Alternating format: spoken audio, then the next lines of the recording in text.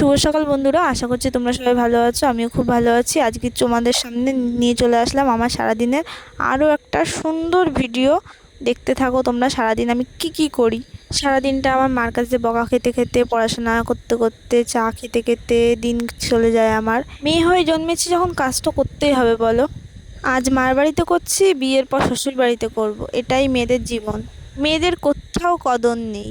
তারপর আমি চা খেয়ে আমি আর মা মাসির বাড়ি গিয়েছিলাম একটু গল্প করতে। দেখছি তারপর মা মাসির বাড়ি থেকে বেরিয়ে শাক তুলতে এসছে, আমাদের পিপুল শাক রান্না করবে আজকে। তারপর আমি ঘরে এসে ঘরটা দেখছি খুব অপরিষ্কার রয়েছে, তাই ঝাঁটা নিয়ে ঝাঁট দিচ্ছিলাম।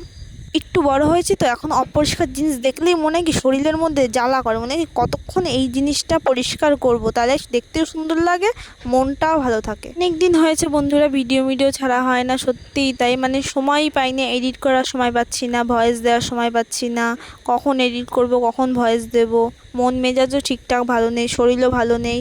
তারপরে মা সকালবেলা রান্না করেছিল ভাত, উচ্ছে আলু ভাজা, আর হচ্ছে শাকের তরকারি, পিপুল শাকের তরকারি। তোমরা পিপুল শাক কে কে খেতে ভালোবাসো একটু কমেন্ট করে বলো আমাকে।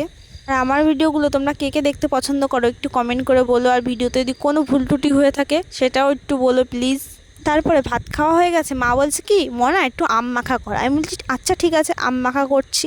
তাহলে আমটা ছিঁড়ে নিয়ে আসি গাছ থেকে, তারপর গেছি ছিঁড়তে। আম গাছের তলায় কিন্তু অনেক আম পড়ে থাকে, কিন্তু সেই আমগুলো খেতেও ইচ্ছা করে না, কী বার বলবো। গাছ থেকে ছিঁড়ে যে আম খাওয়ার মজা, এটার মজাটাই আলাদা। সব থেকে বড় কথা বোটাটা মানে টান দেবো আর কষগুলো বেরাবে, এটার একটা মজা আছে। আর এমনি তো আমাদের বাড়ির পাশে আম গাছ, টাটকা টাটকা জিনিস খাবো কেন বলো, নিচে পড়া বাসি মাল খেতে যাব? যা খাবো টাটকা টাটকা ছিঁড়ে ছিঁড়ে খাবো।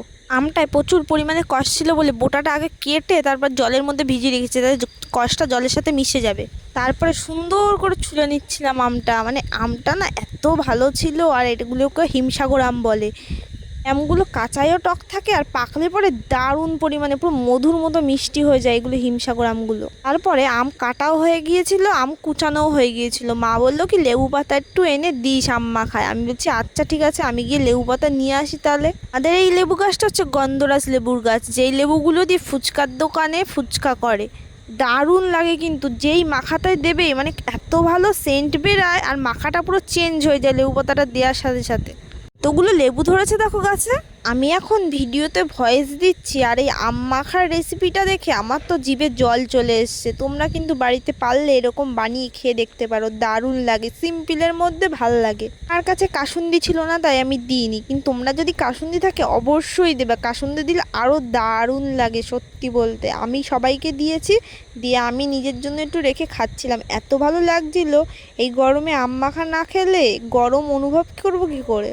এখন প্রায় আম মাখা খাওয়াই হবে, প্রায় আজ খাবো কাল খাবো, আমের টক খাবো, আমের ডাল খাবো, টক ডাল খাবো। তোমরা কারা কারা আমের টক ডাল খেতে ভালোবাসো একদম কমেন্ট করে বলো কিন্তু তোমরা।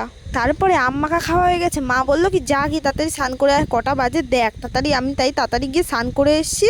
এসে দেখছি কি ও বাবা, গাছে দেখছি একটা হনুমান এসছে। দেখো হনুমানটা কিরকম আমার দিকে দেখছে আবার। তারপরে আবার ভাত খাওয়ার ভিডিওটা আমি শ্যুট করতেই ভুলে গেছি। সবে সবে ভিডিও চালু করেছি তো এখন একটু একটু মিস্টেক হয়, এটা করতে ভুলে যাই যখন ভিডিও করতে ভুলে যাই, কি আর করব বলো। আজকে তাড়াতাড়ি উনান ধারে চলে এসেছি, মা আজকে রান্নার ভিডিও করবে। তারপরে ওখানে কিছুক্ষণ দাঁড়িয়ে আমি চলে গিয়েছিলাম পড়তে, আমার আবার বিকালে পড়া ছিল। তাই আমি রেডি হয়ে তাড়াতাড়ি পড়তে চলে যাচ্ছিলাম, কারণ পড়া মিস করা যাবে না। আমার ভিডিওটা ভালো লাগলে একটা লাইক কমেন্ট শেয়ার করে দিও প্লিজ। টাটা।